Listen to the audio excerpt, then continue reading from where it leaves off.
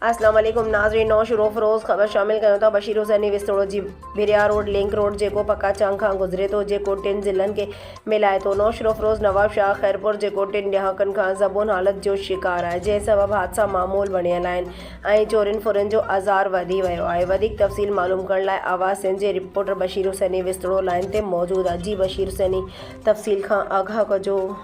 जी बिल्कुल, असां भिरिया रोड शहर में मौजूद आहियूं। भिरिया रोड लिंक रोड जेको फैज़गंज ऐं भिरिया शहर ॾे वञे थो।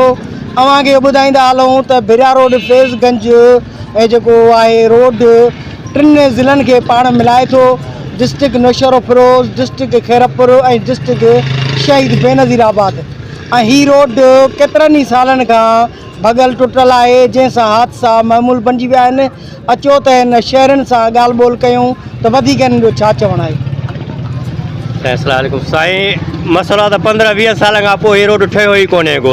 त के रिस ज़फ़र अली लाजपत नाज़िम हुयो, उन टाइम में हीअ रोड ठहियो आहे, वरी हिन रोड खे हथ ई न लॻो आहे। हिते मामूल थी वियो आहे फुरनि जूं वारदातूं, एक्सीडेंट जूं वारदातूं, माण्हू मरनि था।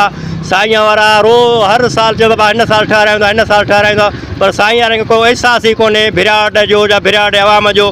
पक्का चांग रोड तबाह, पडीज़न खां भिरिया रोड तबाह, लाखा रोड खां भिरिया रोड तबाह, भिरिया सिटीअ खां भिरिया रोड तबाह। भिरियाट शहर जी मालिकी कान्हे का। बाक़ी साईं जन वॾी दावाऊं था कनि त भिरियाट असांजी दिलि आहे, नौशारो आहे, हीअं फलाणा साईं अबरार शाह हिते अचे, कूड़ा वाइदा करियो। हिन महिल ताईं को बि भिरियाट तरक़ियाती कमु न थियो आहे। इन करे हिते कारोबार सफ़ा ख़तमु थी वियो आहे भिरिया रोड जो।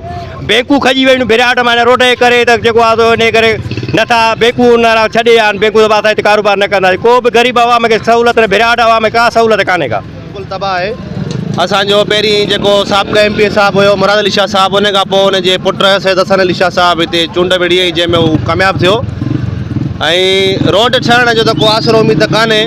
रोज़ जा फुर मामूल थी वई आहे, हिते माण्हू मरनि था, एक्सीडेंट थियनि था। मेन रोड आहे भिरियाट, जंहिंजे करे कारोबार तबाह थी वियो आहे। पक्का चांग वारा माण्हू परते मीरापुर निकिरी था वञनि, भिरिया वारा माण्हू पंहिंजे नौशरो फ़िरोज़ निकिरी था वञनि। साईं जन खे गुज़ारिशूं करे करे हितां जी आवाम थकिजी पई आहे।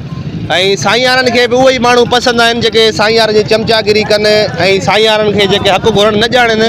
असां पाण पाकिस्तान पीपल्स पार्टी जा वर्कर आहियूं। साईं जन खे इहा गुज़ारिश आहे त बराए महिरबानी करे इस्लाह उन्हनि माण्हुनि जी वठो जेकी तव्हांजी सियासत जी साख खे नुक़सानु न पहुचाइनि, तव्हांजी सियासत जी साख खे अञो मज़बूत कनि। तव्हां उन्हनि माण्हुनि खे चूंडियो। तव्हां अहिड़ा माण्हू चूंडिया आहिनि जिन पंहिंजा घर भरिया आहिनि, जेके तव्हांखे अॻिते का शइ ॿुधाए नथा। मेन रोड हीअ आहे, पक्का चांगू पक्का चांगू भिरियाट मेन फाटक फारूक आज़म चौक अॻिते भिरिया सिटी। इन रोड ते का नज़र कान्हे। बाक़ी हाणे शहर में टफटाइल थिए थी, पर साईं जन जी ज़मीन आहे, जिथे को माना कुते जो वञणु कोन्हे उते बि रोड ठहियो वेठो आहे। बाक़ी मेन शहर जो जेको रोड आहे इहो केरु छो करे साईं वारनि जो कमु हिते कोन्हे, साईं जी बनी हिते कान्हे। बाक़ी अवाम आहे उहो वोट ॾींदी। हुन जो वाइदो थियल आहे अबरार शाह तूं असांखे उतां खटाइजां, हसन शाह जो वाइदो थियल आहे असां अबरार साईं खे उतां खटाईंदासीं, जंहिंजे करे इहो कमु हले पियो थो। बाक़ी रोड जो को बि जेको सच ॻाल्हि आहे इहो बिल्कुलु सच आहे। हिननि जो चवणु आहे त भिरिया रोड हिकु कारोबारी शहर आहे। जॾहिं त PS 33 जे उमेदवार तक जे सैयद हसन अली शाह हितां जा जेके आहिनि चूंडियल नुमाइंदा आहिनि, पर हिननि का बि हिन शहर जी पर घुर न लधी आहे, जंहिंजे करे हितां जो आवाम परेशानीअ में मुब्तला आहे। कैमरामैन अहमद ख़ान विस्तरो सां गॾु बशीर हुसैनी विस्तरो, आवाज़ सिंध, नौशरो फ़िरोज़।